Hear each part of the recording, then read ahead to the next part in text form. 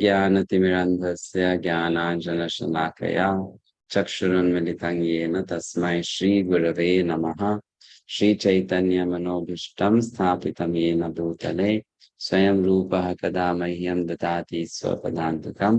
वन्देऽहं श्रीगुरो श्रीयुतापदकमलं श्रीगुरून् वैष्णवांश्च श्रीरूपं साग्रजातं सहगना रघुनाथान्वितं तं सजीवं साद्वैतं सावधूतं परिजनसहितं कृष्णचैतन्यदेवं श्रीराधाकृष्णपदान् सहगना ललिता श्रीविशाखान्वितांश्च नमो विष्णुपदाय कृष्णपृष्ठाय भूतले श्रीमते भक्तिवेदान्त स्वामिनिति नामिने नमस्ते सारस्वती देवे गौरवाणी प्रचारिणे निर्विशेष शून्यवादी पाश्चात्य देशतारिणे नमो महावदन्याय कृष्ण प्रेम प्रदायते कृष्णाय कृष्ण चैतन्य नामिने कर्तुषे नमः। हे कृष्णा करुणा सिंधु दीनबंधु जगत्पते गोपेशा गोपिका कांता राधा कांता नमोस्तुते तप्त कांचन गौरांगी राधे वृंदावनेश्वरी वृषभानुसुते देवी प्रणमामि हरिप्रिये वाञ्छाकल्पतरुभ्यश्च कृपा सिन्धुभ्येव च पतितानां पावनेभ्यो वैष्णवेभ्यो नमो नमः। जय श्री कृष्ण चैतन्य प्रभु नित्यानंद श्री अद्वैत गदाधर शिवासादि गौर भक्तवृंद हरे Krishna Krishna Krishna Hare Hare Hare Ram Ram Ram Hare Hare. So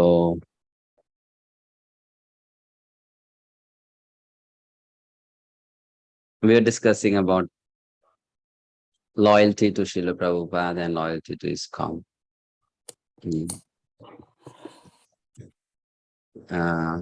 Loyalty means having faith that their teachings are sufficient to take us back to Godhead. Loyalty means having faith that the process of sadhana they have given us is sufficient to take us back to Godhead. Right? Isn't it? Loyalty means having faith that by following the instructions, we will achieve complete spiritual perfection in life. So that's called loyalty. It's just like a wife being fully chaste to her husband, that my husband will keep me completely happy and satisfied and will provide whatever I need. Similarly, a disciple should feel so towards the spiritual master. Correct?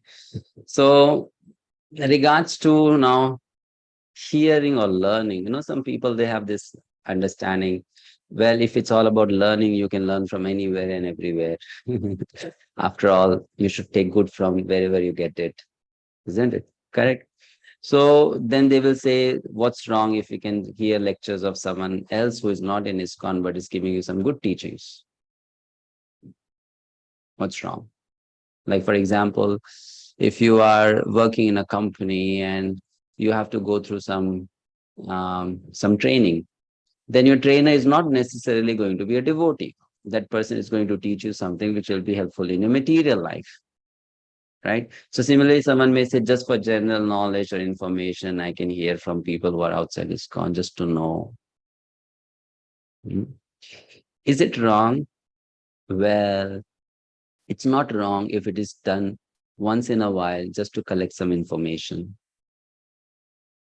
But it is wrong if we start giving our heart to it and we start replacing our gurus with them, then it becomes wrong, But if you want to just get some piece of information, then it's okay. It will be useful to you.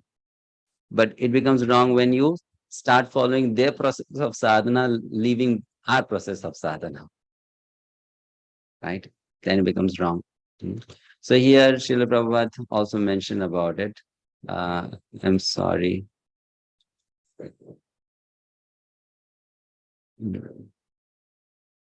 Let me share the screen.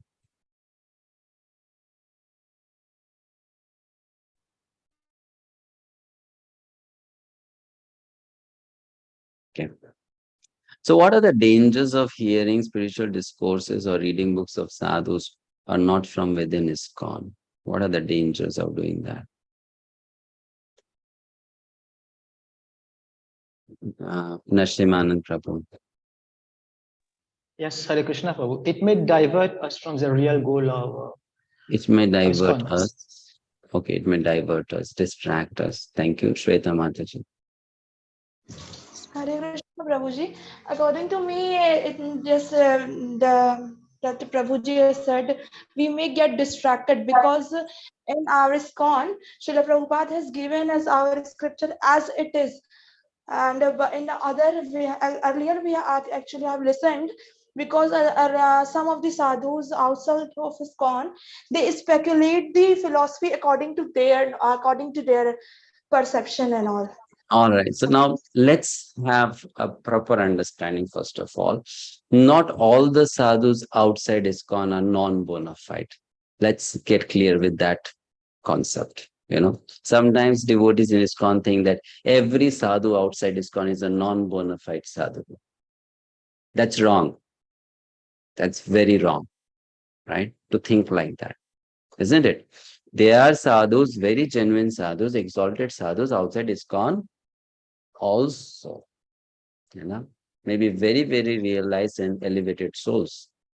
It's possible. Why it should not be possible? No one has monopoly over Krishna. No one has monopoly over bhakti. So there are sadhus outside ISKCON who are also bona fide, but still why we should not hear to them? Because the path they are following is different from the path we are following. Orange is a good fruit. Coconut is also a good fruit. Mango is also a good fruit. But you can't plant oranges amidst mangoes. Cannot plant mangoes amidst coconuts. Similarly, we are on a certain path. So we cannot mix it up with the other paths. Right? All right. So we are not talking about here non-bona fide sadhus. Even if someone is a bona fide sadhu, still it is not nice to hear because it will distract us, confuse us. Like I'll give an example. Recently, in 2-3 years, one very exalted personality from Vrindavan has become super famous on social media, and this personality emphasizes the chanting of the names of Srimati Radharani. Correct, isn't it? So many devotees then also start listening to his discourses, following him on reels and all that, and then start adopting that mood. But then that's not the teaching of Sri Chaitanya Mahaprabhu. That's not the path of Gaudiya Vaishnavism. Correct? The path of Gaudiya Vaishnavism is that we are always eager to help Krishna and Radha meet with each other. And because we are always eager to help Lord Krishna and Srimati Radharani meet with each other, so we call their names together. Hare Krishna, Hare Krishna. Let Radharani and Krishna be together. Let Radharani and Krishna be together. Let Radharani and Krishna be together. Right? So we are chanting a particular mantra which has a particular mood or rasa. You're getting it? So in this way, one may get distracted. Now, does it mean that personality is a non-bona fide sadhu? No. That personality is a bona fide sadhu. But we will get confused. Fine, right? So these subtle points are there in differences of philosophy.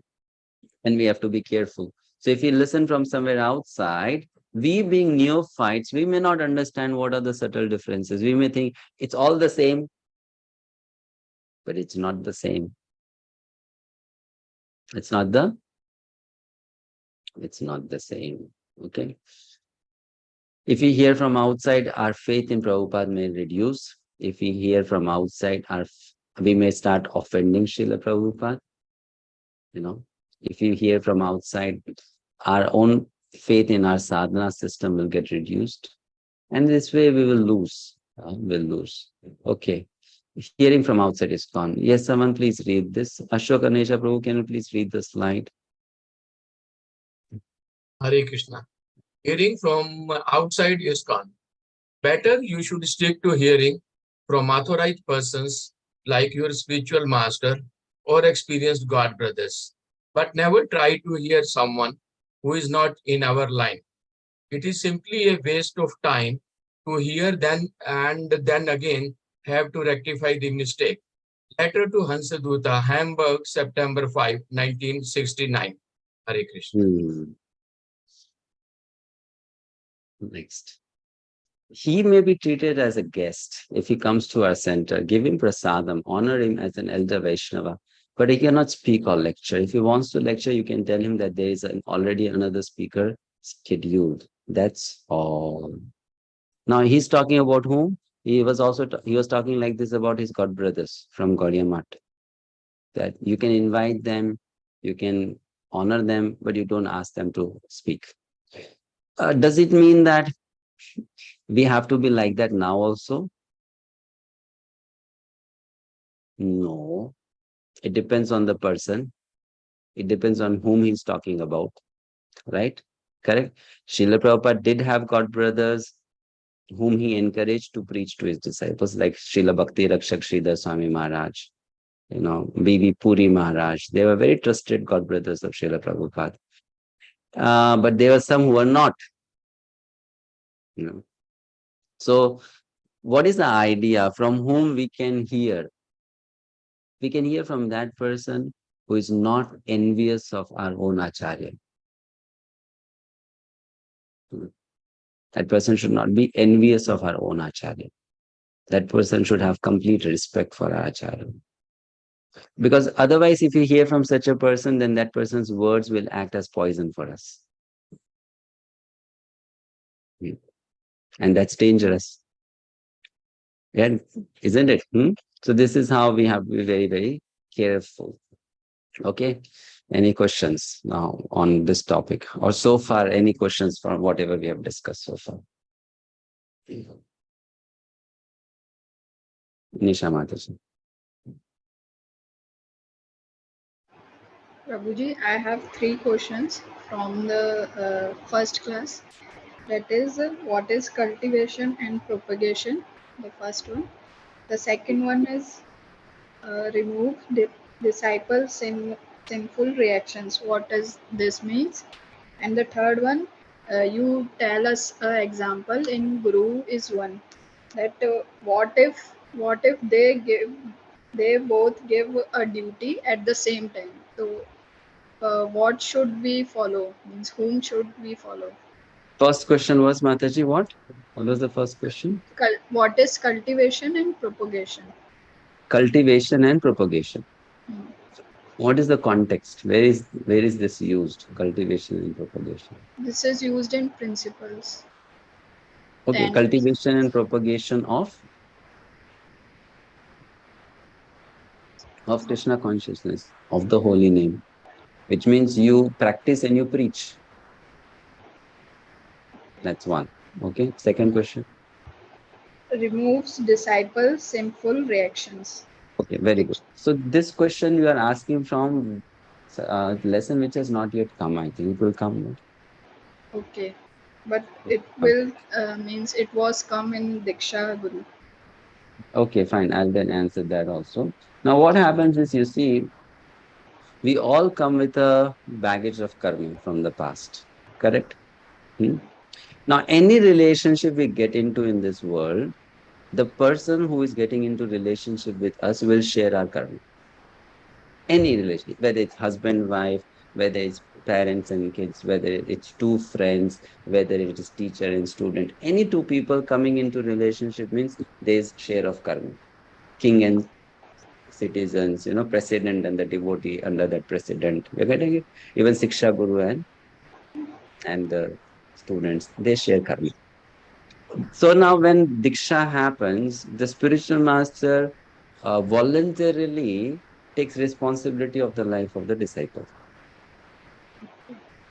And at that time, what the spiritual master does is, the spiritual master kind of prays to the Lord that this person might have a lot of bad karma, which is stopping this person from becoming steady in Krishna consciousness. Because our karma can stop us from practicing Krishna consciousness nicely. So this karma is stopping this person. So you kindly delete that karma. Okay. Now, on what basis the spiritual master is praying so? The spiritual master has a lot of spiritual strength. So the spiritual master says, you give that to me. I'll bear it for my disciple. You know? So then what happens when initiation is given? The Diksha Guru gets a lot of bad dreams, horrifying dreams, which is a kind of suffering. Or the Guru will start having a lot of sickness, illness, physical illness. Fever will come, right? So like even you can see this. I'm naming. I'm not canvassing anyone. I'm just naming because I've heard like that. I've heard many times. His Holiness Gopal Krishna Goswami Maharaj, when he gives initiation, immediately that day he gets a fever. Or once His Holiness Radhanath Maharaj gave initiation, and he was having excruciating pain in his body. So the disciples, they said, Maharaj, please share that pain with us. Emotionally, please share that pain with us. So Maharaj said that if I give you that pain, you will die. So they have to bear all of that. They take it upon themselves just to help that disciple come to the level of steady practicing Krishna consciousness. It's just like, you have to lift a heavy load on your head and you're not able to do, then someone will come and help you. Now, when that person is helping you, that person also feels the burden of the load.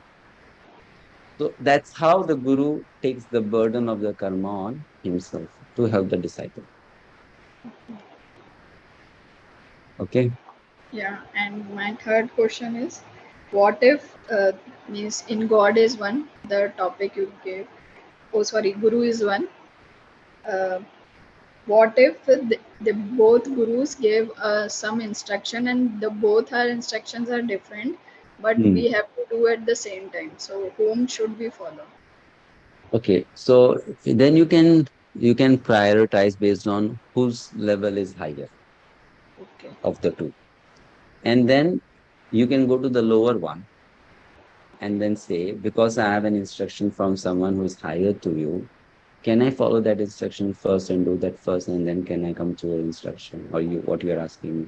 Now, if that person is genuinely your well-wisher and a genuine devotee, that person will agree. No? Mm, right. That person will not say, no, no, first my instruction. Correct? So that's how we can do that. Hmm? Yeah. Hare Krishna Prabhuji, Hmm. thank you. Bindu Mataji, do you have a question or you wanted to? No. No, just the recent post. All right, fine. Any other question? Shall we move on to the next lesson then? Are you all understanding or not? No questions means not understanding. Understanding? Are you understanding the topics we are discussing? Is it getting clearer? Narsimanand Prabhu, you have a question? Yes, Hare Krishna Prabhu. You mentioned in the clause before that Diksha Guru and Shiksha Guru should be given same respect If they are as pure, if they are pure devotees of Krishna. if they are pure devotees of Krishna. Because you see, we give respect on the basis of level of devotion. That's given in Updeshamrita, Nectar of Instruction by Rupa Goswami. How Kanishta should be respected, how Madhyama should be respected, and how Uttamadhikari should be respected. Correct? There is a verse like that. So if Diksha Guru and Siksha Guru are both Uttamadhikaris and pure devotees of Krishna, you have to give them respect of that level, that degree. Now Siksha Guru may be Madhyamadhikari, then you will not respect that Siksha Guru like the Uttamadhikari Diksha Guru. Or sometimes it may also happen is that the Diksha Guru is Madhyamadhikari and you come across a Siksha Guru is Uttamadhikari. In that case, you will give more respect to than Siksha Guru. Like to give an example, is Srila Prabhupada a Diksha Guru for those who are second generation, third generation devotees? Is it so? No. Is Srila Prabhupada a Diksha Guru? No. It's But will we not give Srila Prabhupada more respect than our Diksha Guru? Yes. Why? Though he is Diksha Guru, his position is higher than our Diksha Guru. Right? Okay. Vidya Mataji.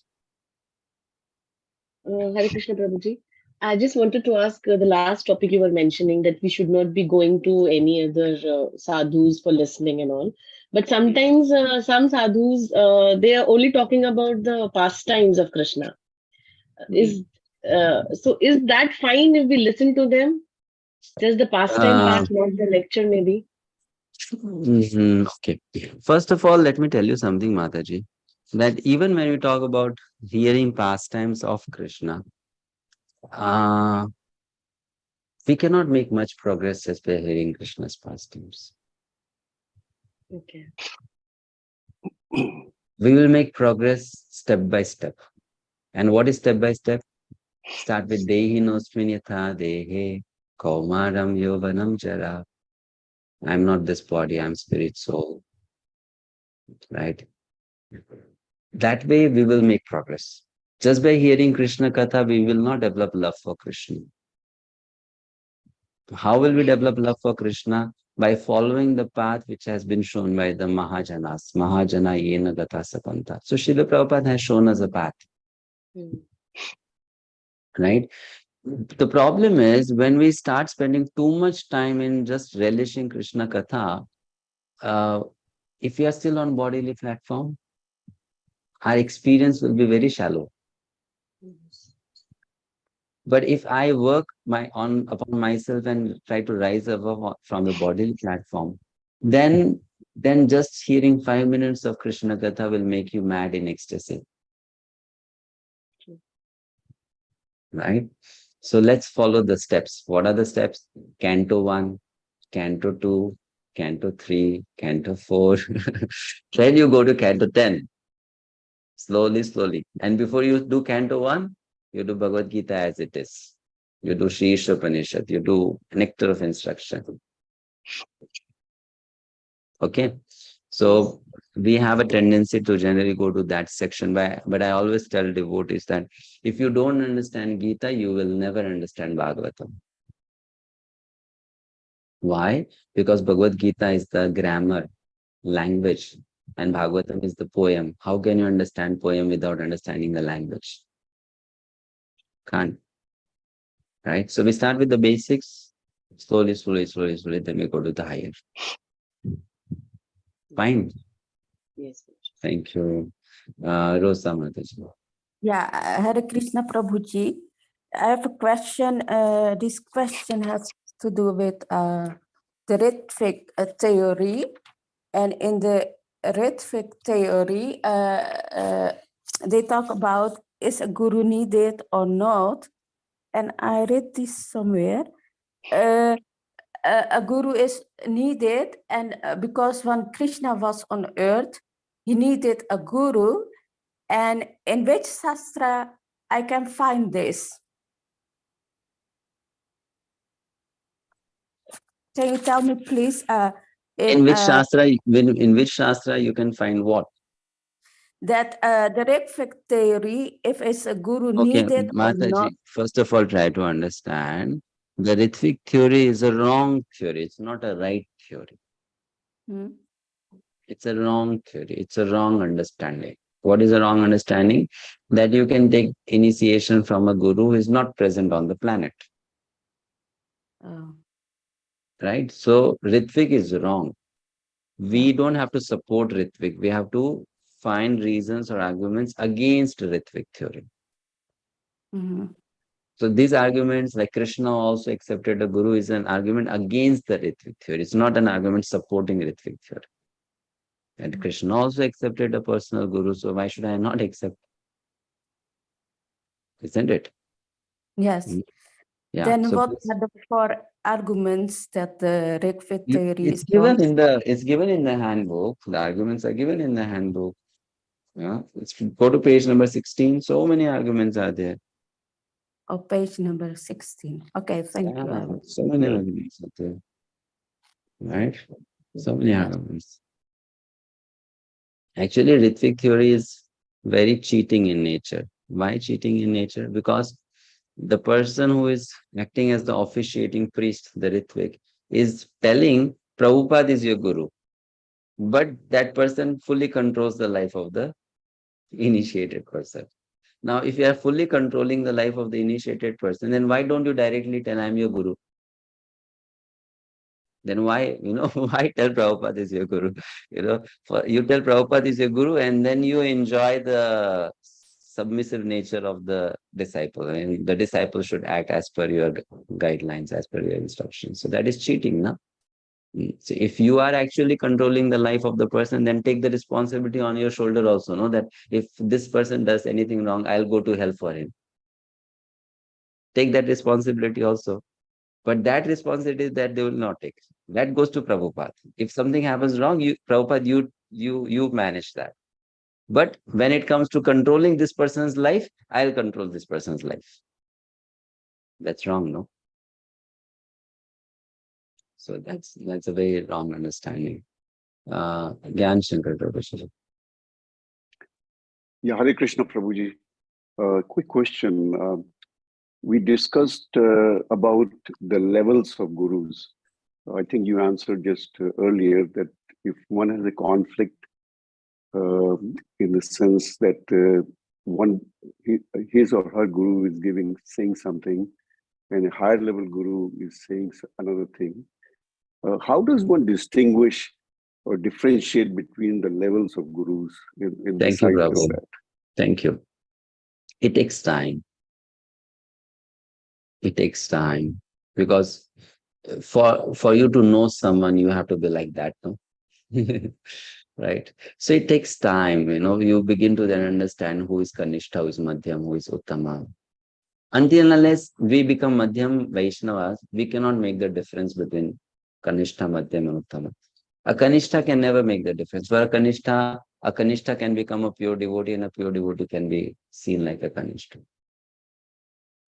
Like, I'll not take names, but there are people in our organization, even devotees, who sometimes think that, if there is a famous speaker who has millions of followers on YouTube, then that person is a greater devotee than a devotee who has been practicing Krishna consciousness for 45 years and it just has few followers on YouTube.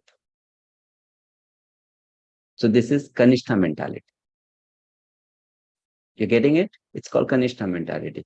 How can the number of followers decide who is more pure? Is it the real way of judging? No, right? Yes. You can know about someone's devotion not by popularity, by purity, isn't it?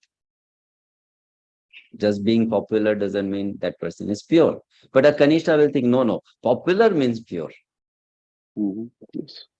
So when we come to Madhyama platform, then we start seeing the difference between different levels of Vaishnavas. But we should know, seeing the difference between different levels of Vaishnava doesn't mean that you disrespect one and you respect the other. It just means that you respect one, you respect the other more, and you respect the other most. No disrespect. Respect, more respect, most respect. That's the point. Okay. Thank you. Thank you. Bindu Mataji. Hare Krishna Prabhuji, just you have said that when others are not allowed to speak, and we can give them prasadam, and but we should allow to speak. But recently, if you take an example at Abbott's Hyderabad, ISKCON, they have invited other sampradaya, because though he is a Vaishnava, they have invited like Chinnaji or Swami. They have invited him to the chief guest. That's okay, man. Sometimes on some certain occasions, we can invite them as a guest. That's okay, not a problem. Just like, there is inauguration of temple, then we may also invite the Prime Minister of the country. Please come and give a talk. Correct? That's okay, occasionally. But you don't start following that as your sadhana. Occasionally you heard, it's okay, fine. As a social custom, like that. As a matter of respect also, you speak some words, that's okay. But then just don't start following their teachings, fully. If you don't get committed to that. Fine? Yes? Yeah. It's all about not getting attached to it. There's nothing wrong in listening to it once in a while. Like, to give an example, if you're scrolling on Instagram or Facebook and suddenly you come across a clip of a devotee or a Vaishnava outside ISKCON and you hear that clip for 2 minutes, there's nothing wrong about it. But then you start following that channel and every day then you start hearing for 2 hours, 4 hours, then that's the problem. Getting it? We neither have to be fanatic about this or that. We don't have to be fanatic like, totally this should be banned. We should not even look at that. No, that's also wrong. And you cannot give your heart also there. Fine. So okay, shall we move to the next lesson? Okay.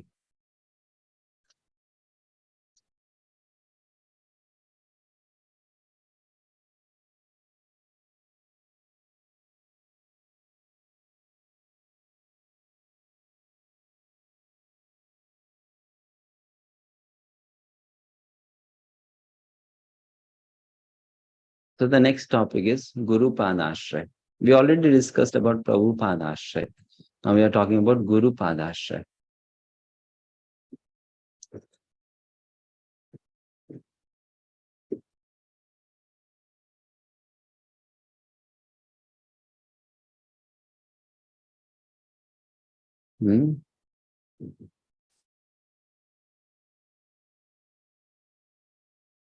Yasya deve para bhakti yatha deve tatha guru tasyeta kathita hi artha prakashante mahatmanaha.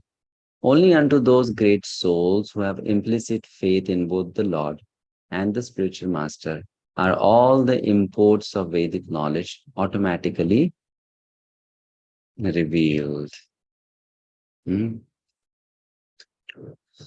Now, who is eligible to take shelter of the lotus feet of Srila Prabhupada in ISKCON?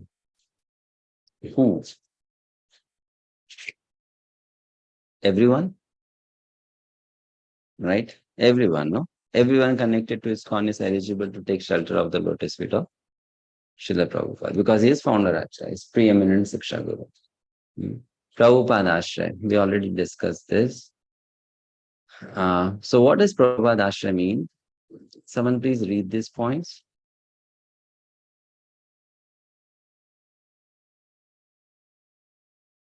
Manu Gupta Prabhu. Prabhupada ISKCON devotees shall instruct new members to take shelter of Srila Prabhupada. Next also. ISKCON members shall choose when and from whom they wish to request initiation. They must focus. Okay, read. Yes, read. They must focus their attention on Srila Prabhupada as the founder Acharya and as their preeminent Shiksha Guru. Last ones. After chanting the Pranam mantra of their Diksha Guru, all grand disciples and future generations should chant at least the first of Srila Prabhupada's Pranam mantras while offering obeisances as a means of respecting the founder Acharya.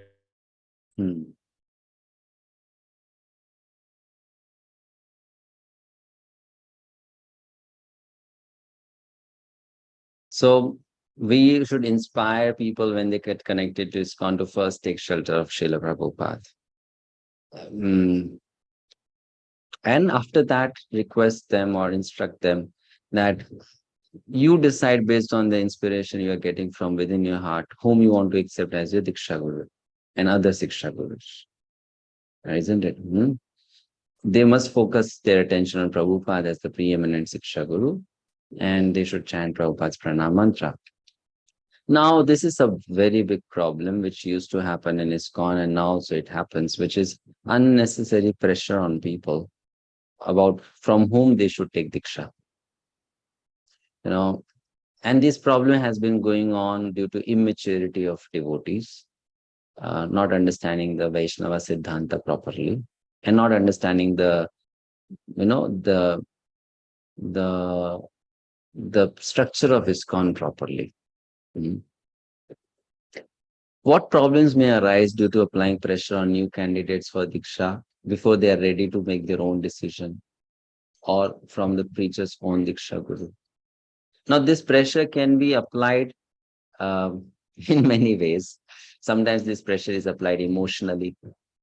Sometimes this pressure is applied officially. Right? Sometimes this pressure is applied taking support of the philosophy. Right? So how is it dangerous? In what way it can be dangerous for the candidate?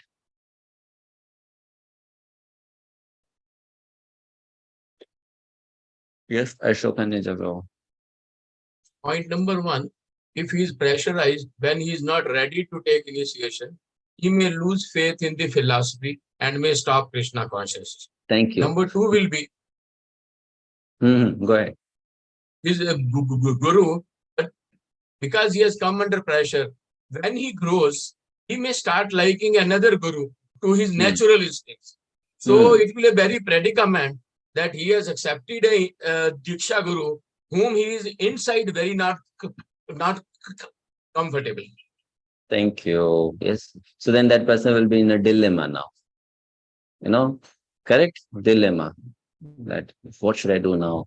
My heart is with this person, but I've already surrendered to this person. So then that's a problem. So there should not be any hurry. Oh, that person is taking diksha, I should also take diksha. 2 years, 1 year, 6 months, 3 years. No, take your time because it's your own decision. It's your voluntary decision, right? Isn't it?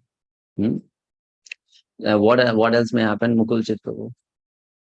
Prabhuji, the eternal relationship between the guru and disciple will never build up, and there is a high probability that the disciple may commit so many offenses because he is not so much trust and faith in the spiritual master. Correct. Thank you, Nikita Maharaj. Harekrishna Prabhuji. The disciple should be able to understand that which guru is good for him or which will be better. If he's not mentally prepared, then maybe in future, if there is any issue, then he might blame the person who has forced him to take that decision. Thank you. Correct. May blame that person, may start offending that person. It will lead to Vaishnava Aparadh then. Correct? Bindu Maharaj. Prabhu, in the frustration or in the pressure, he may quit instead of going to near to Krishna, forget about diksha. He may not even think, he may not be a real spiritual person, maybe away of Krishna instead of going near to it. So he should also know how to change the guru. Also, he should know so that someone has to direct him. How can he can change? We'll lose faith. Yes, we'll lose faith. Thank you. Komal Mataji. Harekrishna Prabhuji, if the disciple indulged himself into unlawful acts, then he might not take responsibility of his act. He might put burden on somebody that okay, it's not me, it was not my decision to take initiation and to accept that person as a Krishna Guru. All right, thank you. Yes, all valid points. Any other point?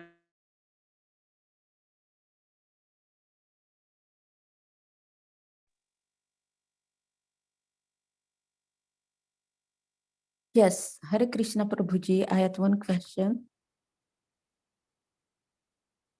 Yes, Mataji. Yeah. Which guru is good for me and is suitable for me? I don't know if I take the right decision to choose one guru because there are hundreds of gurus.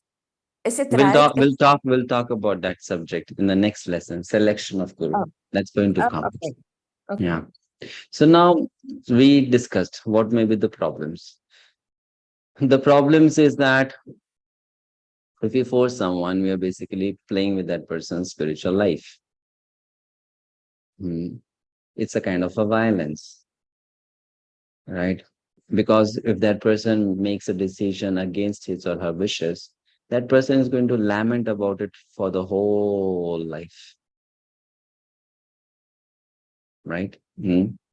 Now, if someone is already in a situation like that, because one was immature, one just fell into such a situation, then what can that person do?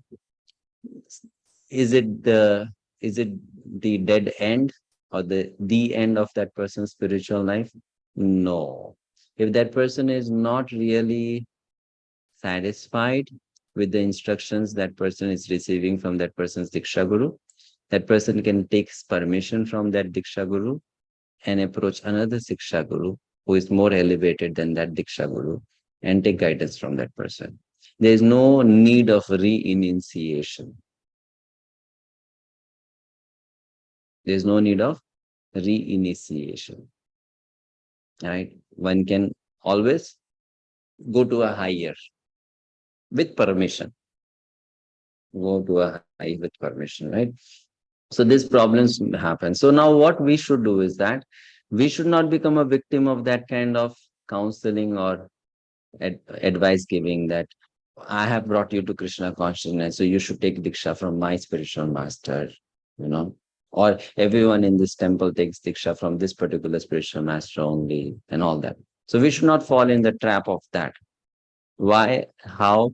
You see, I give a very simple example to explain. You want to get married, people will give you lots of options. Finally, it's you to decide. Because you have to live with that person for the whole life, not them. Isn't it? Similarly, want to take diksha, people will say this one is nice, that one is nice, I like him and I like that person. But finally, it's about you. It's your personal decision.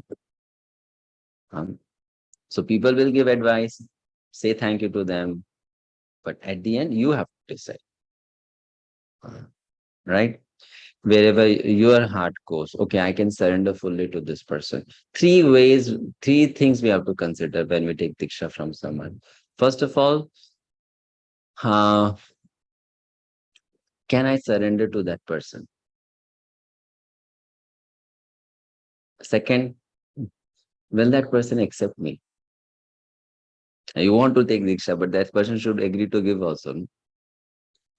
Right? And now you find, okay, there are 4 people unto whom I can surrender. And out of those 4, 3 are ready to accept me. Then final call should be, out of these 3, with whom I can develop the most intimate spiritual relationship. The most deep spiritual relationship. Which will be based on that person's nature and your nature. It should match. Right? That's how you decide. And another easy way of doing it is you just go and pray in front of Prabhupada that I don't know, you please send me my guru, my diksha guru or my siksha guru. You just pray to Srila Prabhupada, pray to Krishna for that. So I always request devotees attending IDC course from us that please do not become a victim of that kind of pressure or force. And please, please, please don't become a devotee like that, who's putting pressure on others from whom they should be taking diksha. Right? Even if you are a preacher, you have lots of people under you, give them their freedom to decide whom they want to take diksha from. Let's be a little broad-minded. Right? Because finally, after all, from whomever they take diksha, we are one family. We are one family under the same umbrella of Srila Prabhupada. Correct? Isn't it? So that understanding should be there. Next, Guru Padashram. So there are 3 shelters that every devotee in ISKCON has. What are those 3 shelters? Ashrayas. One is Prabhupada, the other is Diksha Guru, and the other is Siksha Gurus. There are 3 shelters. Each devotee should have all these 3 shelters. Each devotee should have all these 3 shelters. But for different devotees, these different shelters will play different roles to different degrees. Like for some devotee, whether that devotee is 2nd generation, 3rd or 4th or whatever, for some devotee, what will happen is, though that devotee is initiated by some particular disciple of Srila Prabhupada, that devotee may have very strong internal feelings for Prabhupada. If that devotee is at the same time very respectful towards Diksha Guru and accepts the instructions of Diksha Guru, that person is very respectful towards Siksha Gurus and accepts the instructions of Siksha Gurus, but still that person has a strong liking or attachment to Prabhupada, is that devotee wrong? No. You can't say that devotee is jumping over. No, you can't say. Why? Because that devotee is being respectful to Diksha Guru and Siksha Guru and following the instructions. Fine. At the same time, there's another devotee who is also accepting all these three shelters, but has very strong attachment to Diksha Guru. Is that wrong? That is also not wrong. Or the third case is a devotee is respectful to all three of them, following the instructions also, but has a very strong attachment to one of the Siksha Gurus who is also very, very elevated in Krishna consciousness. Is that wrong? That is also not wrong. Now we have to become a little broad-minded like that. If we come across devotees like that, we cannot say you are doing Guru Aparat or you are being unloyal to your spiritual master. No. Just like in a family, sometimes you have so much respect for your father, but you love your uncle more than your father. And now, will the father be angry? Why are you loving my brother more than me? No. Why will the father be angry? The father will accept it. Have you not seen this in joint families? It happens, no? Sometimes you love your father's younger brother more than your father, or your father's elder brother more than your father, or mom, you love your mama's brother more than your mom, right? It happens. So is it wrong? No, it's natural. It's very, very natural. So like that kind of relationship is also possible and allowed within the ISKCON family. Just like Narottam Das Thakur, he has written a song, Ramachandra Sangha Mange Narottam Das, right? Now, who was Ramachandra? Was Ramachandra Narottam Das Thakur's spiritual master? No. Was Ramachandra Narottam Das Thakur's disciple? No. Was he God brother? No. He was God brother's disciple. God brother's disciple. But he's saying, I desire for that devotee's association. Okay? So we have these three shelters. Next slide. Someone please read. Those who are a little spaced out devotees, can you please read this slide? It's Krishna Kant Prabhu. Little spaced out. Please read the slide. Unmute yourself. Unmute.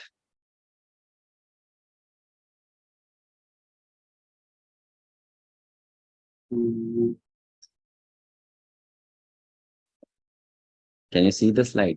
Take learning. Yes, Read. Sometimes a Diksha Guru is not present always. Therefore, one can take learning, instruction from an advanced devotee. That is called the Siksha Guru. Siksha Guru does not mean he is speaking something against the teachings of the Diksha Guru. He is not a Siksha. Yes. Next, harmonize. Spiritually mature managers may be the Siksha Gurus, main Siksha Gurus for devotees who are not their initiated disciples. And such relationships are to be fully encouraged by the initiating spiritual masters. Okay. Krishna can deliver in any way. Vinesha Prabhu, please read.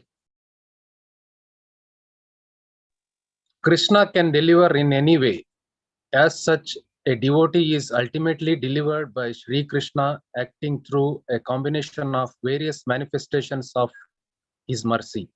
These include, but are not limited to, the Chaitya Guru, Srila Prabhupada, the Guru Parampara, one's Siksha Guru, other Siksha Gurus, the holy name, Shastra, and the 9 processes of devotional service.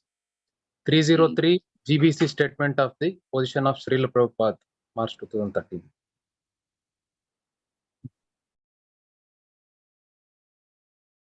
Yes.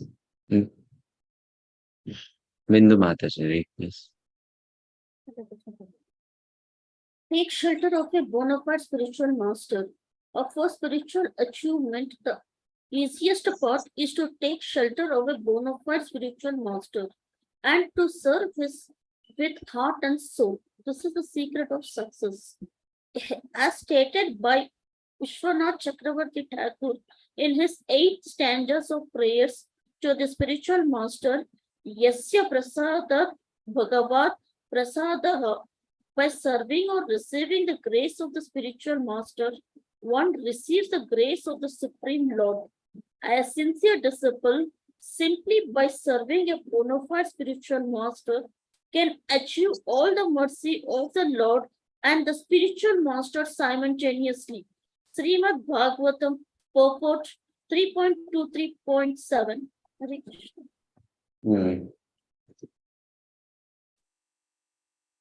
Okay. So that was Guru Padasraya. One small Fine. question. Yes, Prabhuji. That is written, the mature temple managers will play a good role in shaping the devotee. These mature managers are temple president because they are not official formal gurus. So who are these mature temple managers? Temple president, temple commander, senior devotees? It can be anyone. Can be anyone. Okay. The point is, people who are above us, they should have our interest in their mind. They should be our well-wishers. You know, leaders who treat people and not as objects or things.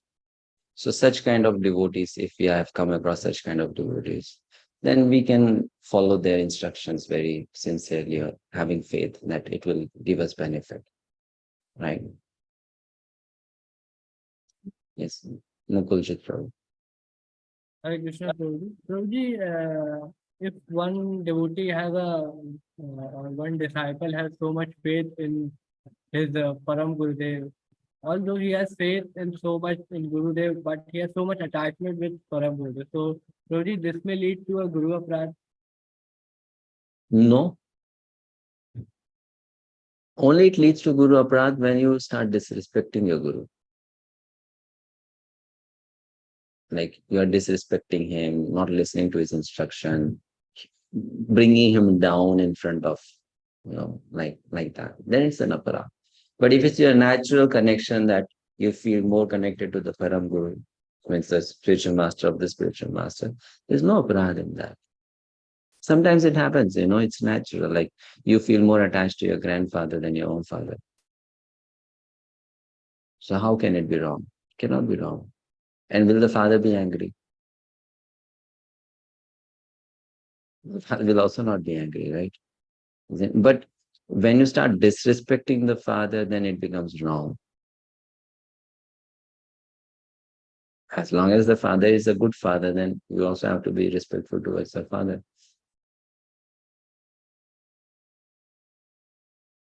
Right? Isn't it? Like for me personally speaking, definitely I have a lot of affection and respect for my diksha guru and for my many siksha gurus. But still I feel so much more affected by Srila Prabhupada's life, his teaching, his example, his dealings with devotees. So for me, if someone asks who is the highest source of inspiration for you and who will remain so in your life, it's Srila Prabhupada only. Now that doesn't mean that I don't need a diksha guru, I don't need a siksha guru, I'm not going to follow their instruction, I don't believe in all that, they are not pure. No, nothing like that. They are very pure, right?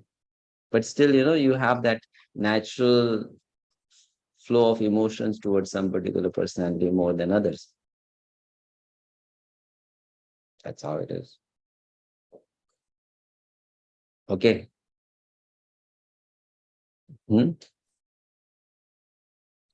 Let's take a quick break. Today's break will not be like yesterday's break. So we'll take a quick break, meet you after 2-3 minutes.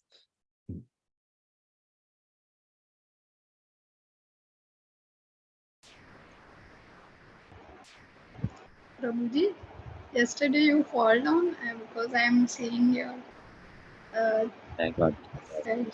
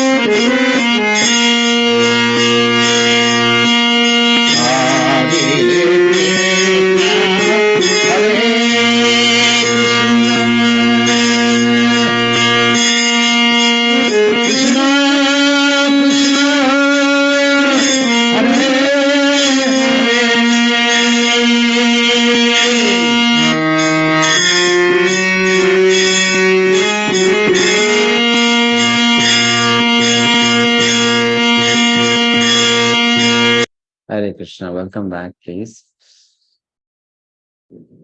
So, next topic. Selecting gurus. So we already discussed briefly about it. How do we go, about selecting gurus? Right?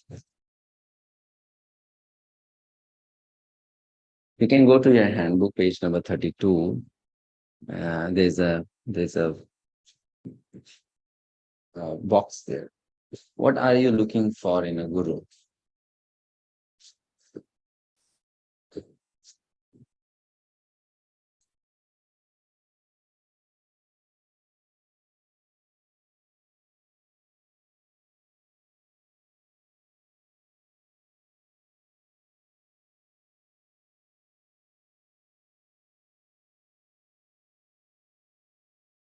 What are you looking for? Kirti Mataji.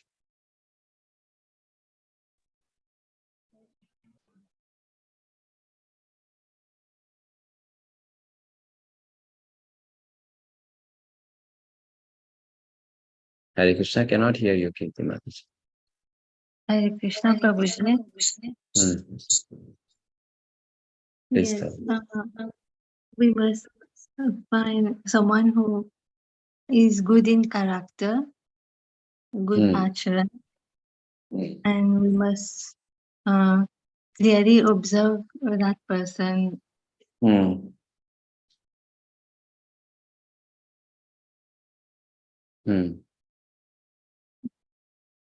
Mukulji Trava. Hare Krishna Prabhu. So, how our Guru is following the teaching of Srila Prabhupada and how much we are convinced by the lectures and the instruction of our Guru. Okay, so that person should be learned in scriptures and should have realizations, correct? Yeah, Nisha Mataji. Hare Krishna Prabhuji.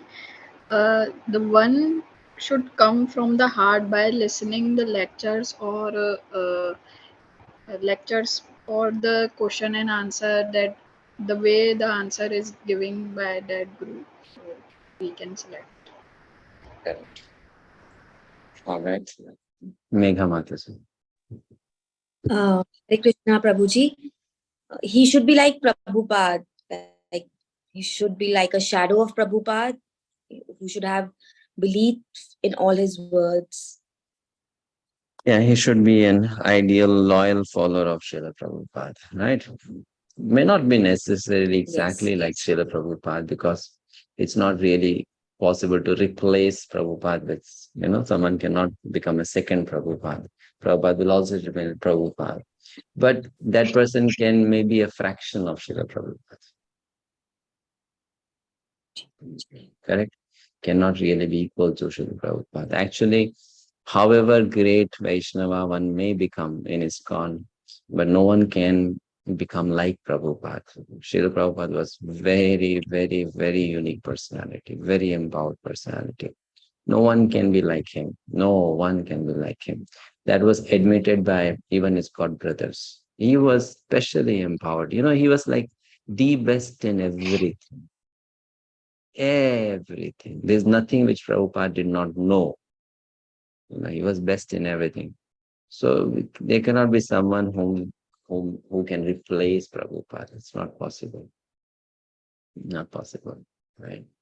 He was spiritually also very, very elevated, and there was no one who was materially more smart and expert than him also. Correct? He was the best in everything. So if we are looking for someone who will be just like Prabhupada, we'll always have frustration. We'll not find anyone. We'll not find anyone like him.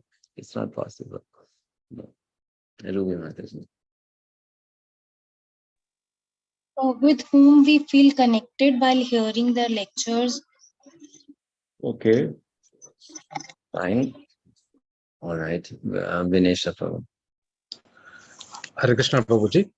The Guru should be following all the regulatory principles, and he should be practicing all the the system of our ISKCON culture, and he should be able to express himself by his own experiences also, so that it will be heard deeply by everyone.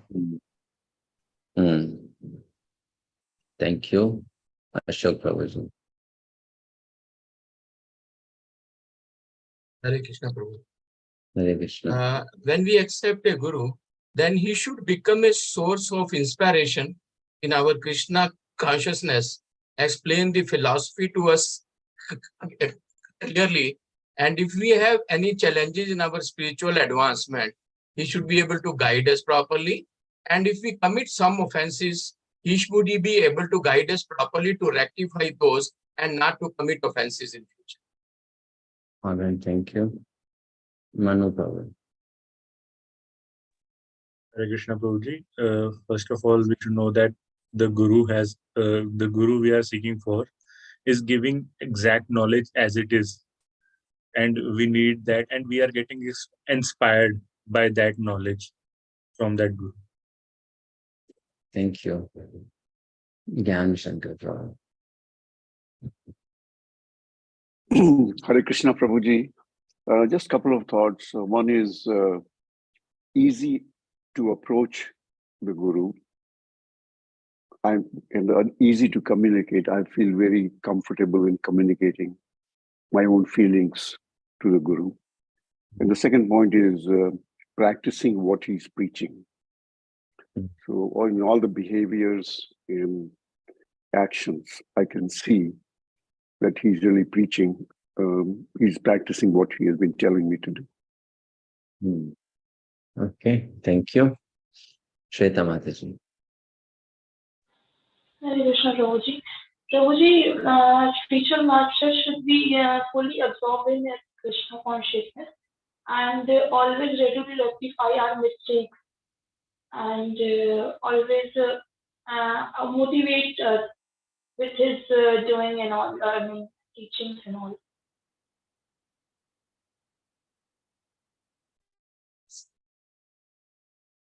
Next, Nikita Mataji.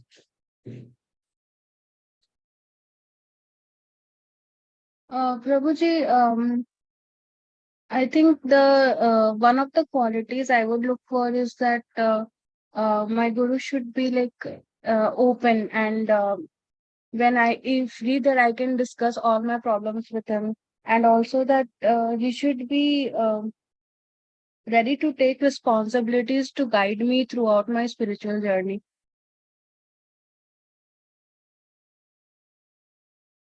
Correct. Thank you. Yes.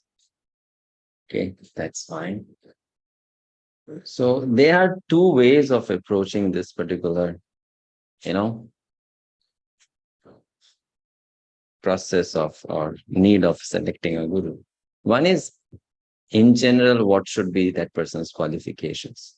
So in general, what should be that person's qualification? Control of mind and senses, right? Learned in scriptures, loyal to the parampara, faithful towards one's own spiritual master, correct? Devotee of Krishna and all that, practicing pure devotional service, isn't it? So that's one. Now then the next is individual, nature. Can give me time, can understand my nature, can understand my problems and all that. That's a different thing. Now, sometimes a guru might be able to do that or might not be able to do that. That doesn't make that person bona fide or not bona fide. Isn't it? So our problem is what? Let's say I have a spiritual master who has thousands of disciples. Now, if I'm expecting personal time from such a spiritual master, then maybe my expectations are wrong. But does it mean that now I should become morose and hopeless and my problem will not get solved? No. Find out a Siksha Guru who can give you time. Isn't it? Now, problem happens is when we get stuck. If my Diksha Guru is not giving me time, I don't want anyone's time. So that's where then the problem begins in spiritual life. But when we are open to understand that the mercy of Krishna can come from anyone who is genuine and sincere, then that will not remain a problem. Isn't it? So one point you should always remember. Actually, Guru is not chosen. From whomever you have received knowledge, that is your Guru. You don't really choose. By Krishna's arrangement, Krishna is sending people into your lives. From those people, you are learning something, and those people then become your Guru. You don't really choose. If that person has given you, that person is your Guru. To the degree that person has given you, to that degree that person is your Guru. Right? So, in that way, we just accept it as Krishna's mercy. Okay, Krishna has sent this person to my life. And just like Krishna has sent this person to my life, if I have a need of a bigger devotee or a greater devotee, Krishna will also send that. Right? Krishna will also send me a higher level of sadhu sangha. And I should accept it when it comes. Isn't it? Right? That has to be understood. Okay, thank you. So let's move on to the next slide. What are the qualifications? Vacho vegam manasah krodha vegam jiva vegam udaropastha vegam etan vegan yo vishaheta dhiraha sarvam apimam prithivim sashashya. A sober person who can tolerate the urge to speak, the mind's demands, the actions of anger, and the urges of the tongue, belly, and genitals is qualified to make disciples all over the world. So these are gurus who can make disciples all over the world because they can control their mind and senses. That's a qualification. Tad vijnanartham sa gurumeva vikachet samit pani shrotriyam brahmanishtam. To understand these things properly, one must humbly approach with firewood in hand, a spiritual master who is learned in the Vedas and firmly devoted to the absolute truth. Two qualifications given for the Guru here. What are they? Learned in the Vedas. Second, firmly devoted to the absolute truth. Means the goal of that person's life is seva to Krishna.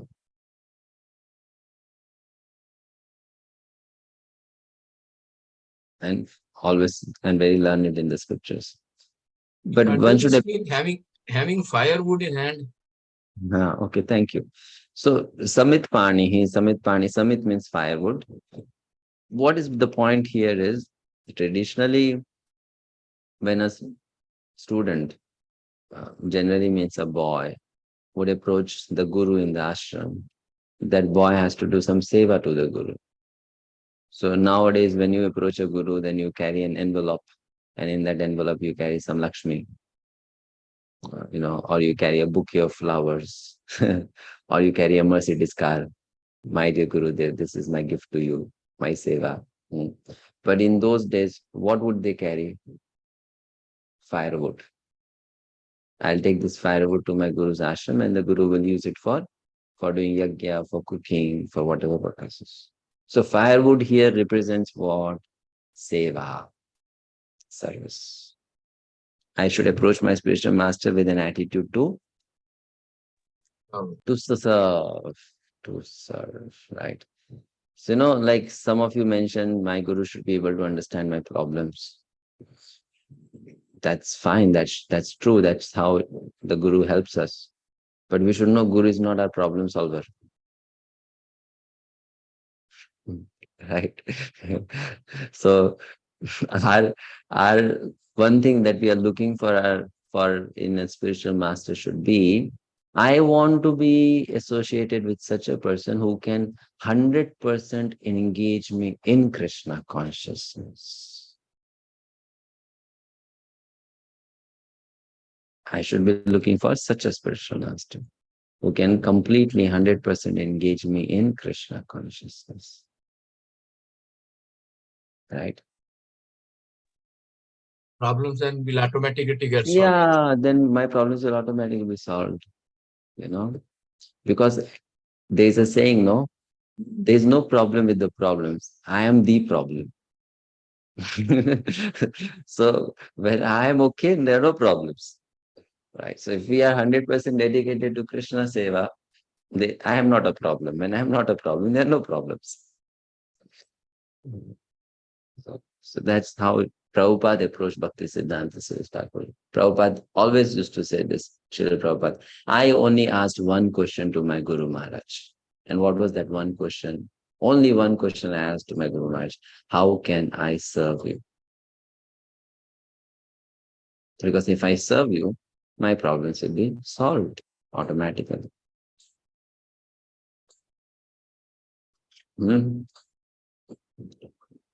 Next.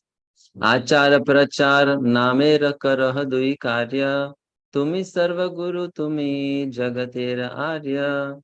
You simultaneously perform both duties in relation to the holy name by your personal behavior and by your preaching. Therefore, you are the spiritual master of the entire world, for you are the most advanced devotee in the world. This is for Haridas Thakur. Lord Chaitanya is saying, Kiva vipra kivanyasi shudra kene noy, ye Krishna tattva veta say guru hoy. Whether one is a Brahmana, a sannyasi, or a Shudra, regardless of what he is, he can become a spiritual master if he knows the signs of Krishna. Even without any qualifications, one can become a spiritual master. How? Now the process is, Sri Chaitanya Mahaprabhu says, Amara Agyai, on my order. That is the crucial point. One does not become spiritual master by his own whims. That is not spiritual master. He must be ordered by superior authority. Then he is spiritual master. Amara Agyai. Just like in our case, our superior authority, our spiritual master, he ordered me that you just try to preach this gospel. Whatever you can have learned from me in English. So we have tried it. That's all. So we are spreading, or we are trying to spread the message of Krishna consciousness on the basis of instructions of our superiors or spiritual masters. Fine. So this is how the Guru can be selected. You go to the next page, page number 33. There's another box there. What is that box?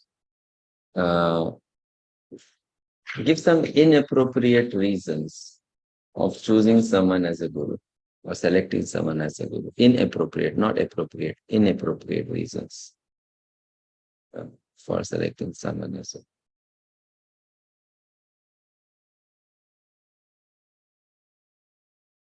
Yes, Narasimhanand Prabhuji.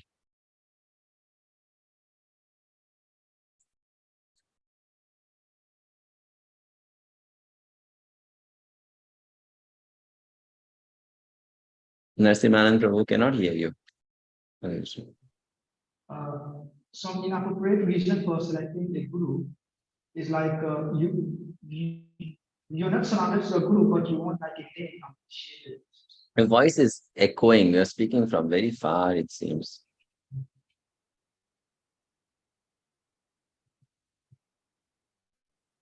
Okay, Komal Mataji. Hare Krishna Prabhuji, based on one's color, creed, or the number of followers we have. Yes, thank you. Based on the material, body, color, and followers on social media. Manupram. We follow Guru based on how many other people are following the same Guru, that all the people are following the same Guru, so I should also follow. Correct. Ashok Prabhuji. Just because he is the diksha guru of my shiksha guru, and I like my shiksha guru. Yes, thank you. Vidya Mataji. Under influence from other devotees whom you are associating in the temple.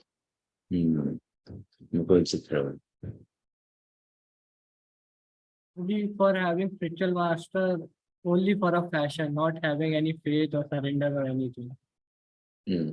Yes. So, there can be many such reasons. Foreign body, quick initiation, belongs to the same village to which I belong, right? Popular, good singer, never chastises the disciples, good looking, my councilors, guru, and all that. So many such reasons can be. Like I remember once I went to South India. So I met one lady. She was old. She was introduced to me by some other devotee who had invited us. And then it was told about that lady that she is a very, very excellent speaker on Srimad Bhagavatam. So I met that lady and I asked her, so you are initiated in ISKCON? And she said, yes. So she then named her spiritual master. And then she said, you know, why did I choose this person as my spiritual master? Because I am born in a Brahmana family. I cannot accept a person as spiritual master who is not born in a Brahmana family. And because this person is born in a Brahmana family, I've accepted this person as my spiritual master. So this is like based on caste.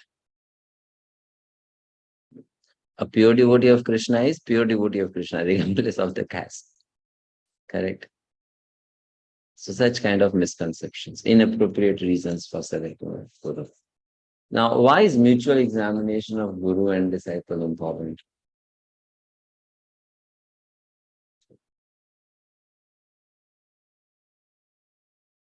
Srila Bhaktivinoda Thakur says, for 1 year, the disciple should observe the guru and the guru should observe the disciple. So why is it important? Mutual examination. Yes, Nikita. Prabhuji, I think it's important so that the initiation process and after that it is not compromised. Okay. All right. What else? Ruby Mataji. So that we can identify whether we will be able to follow 4 regulative principles and chanting 16 rounds. Okay, but why 1 year of association with the guru? Then the guru should observe you and you should observe the guru. So that we can also have a check on a guru that whether we are compatible with that guru. Correct. Thank you. So there has to be compatibility. Am I able to develop such faith in that person? And is that person also ready to accept me the way I am? So it gives some time to each to think about it. So 1 year time period is enough. All right. Fine. Thank you. Mukulji, you can read this. Selecting guru. So therefore, the process is before accepting a guru, one must hear him at least for 1 year. And when he is convinced that he is actually a guru who can teach me, then you accept him guru. Don't accept whimsically. Lecture Srimad Bhagavatam 1.16.25 Hawaii, January 21, 1974. Next. Someone else read. Shweta Mataji. The scriptures recommend that both the spiritual master and the disciple place each other under strict scrutiny before mutual acceptance. Since even ordinary household items are tested before execution, it is only an unfortunate fool who will fail to go through a testing period in the selection of his true spiritual master, who is the best friend of the living entities. The point is that one must not bring upon himself the calamity of having to reject his spiritual master. If one is prudent, he can avoid such a situation. Harinam Chintamani. Yes. Thank you. Someone please read these points. Komal Mataji.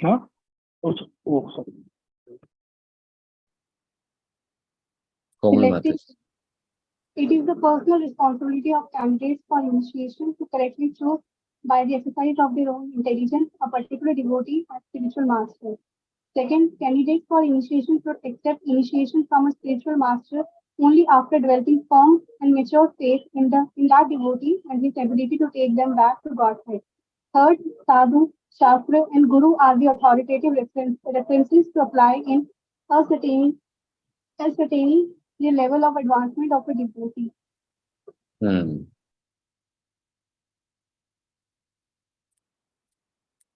Someone else, please read this slide.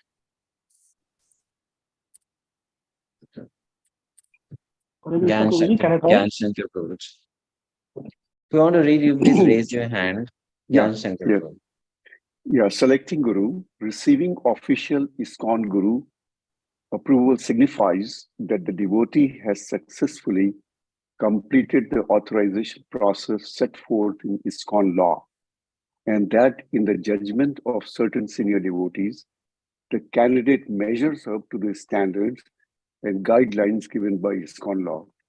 However, such approval is not automatically to be taken as a statement about the degree of God realization of the approved Guru, and it is not intended to replace the intelligent discrimination of the candidate.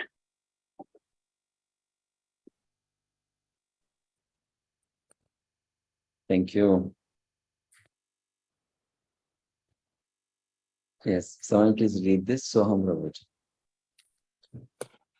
Selecting Guru. It is imperative a serious person accept a bona fide spiritual in terms of strict instruction.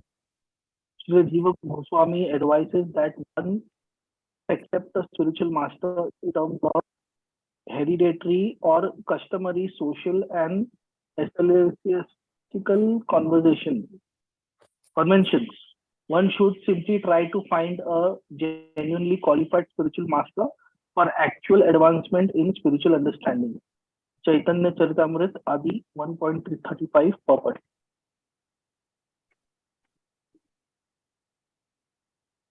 Very simple. You don't require large definition what is Guru. So Vedic knowledge gives you indication that Tat Vijnanartham. If you want to know the science of spiritual life, Tat Vijnanartham Saguru Eva Vikachet. You must approach Guru. And who is Guru? Guru means one who is the faithful servant of God. Very simple. Okay. Any questions now? So far we'll discuss.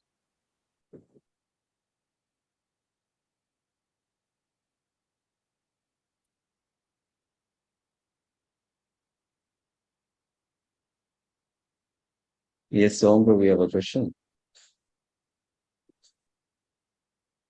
So, no. Anyone else? Gyan Shankar Prabhuji. Yeah, Prabhuji, one question is, so how do you approach a person to seek him or her to become a guru?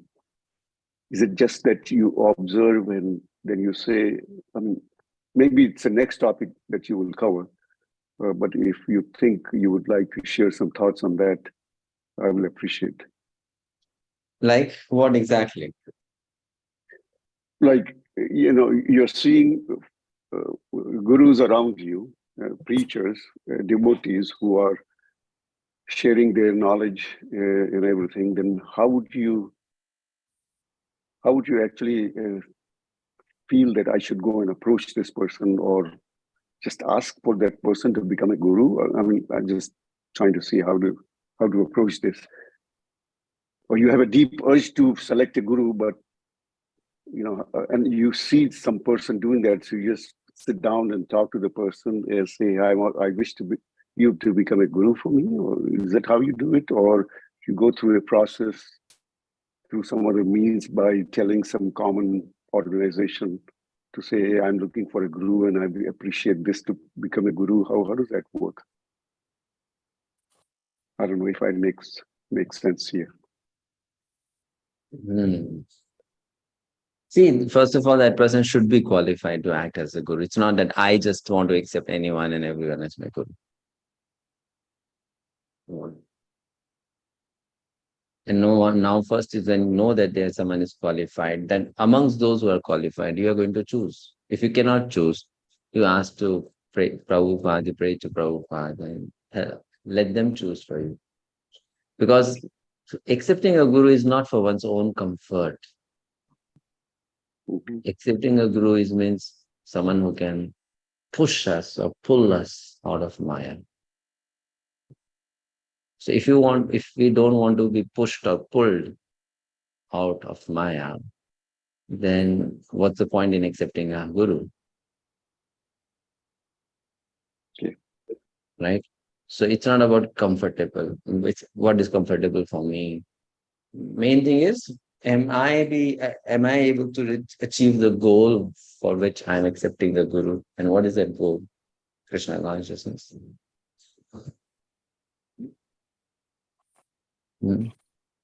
Right? That's the first duty of a spiritual master. After doing this duty, the spiritual master may become a friend. That's a different thing, but that's not the first duty of the spiritual master. Okay, makes sense. Prabhuji, as we discussed about choosing the spiritual master, can we go with this that a master who have less number of disciples, so we can get the more personal association of that particular spiritual master? Like the choice can be made on this thing. Sorry? Like, can we choose one spiritual master based on if he had less number of followers, so we can get the more personal association? Like Yeah, there's no problem. One can choose like that. But one should be desiring so that one can do some seva, not because less followers means I can get more attention, I can get more time. Right? Rather, one should be thinking less followers, then I have more chances of doing seva. Yes, Prabhuji, like we can do more Bapu Seva, spiritual master. No, we can do more bhakti seva, no problem. Correct. Okay, thank you. Anything else? What does ecclesiastical mean? Ecclesiastical convention means something based on the institute. And when will the MCQ take place? MCQ will take place today. I'll send you the link for the MCQ. You have to then log in your in the website with your email ID and password, and then do the MCQ. Right? So quiz 1 will be sent to you today. Subsequent quizzes will come later. There's a no, that's fine. There's no change in schedule. All right, we'll stop here if no more questions. Thank you so much. Actually, yesterday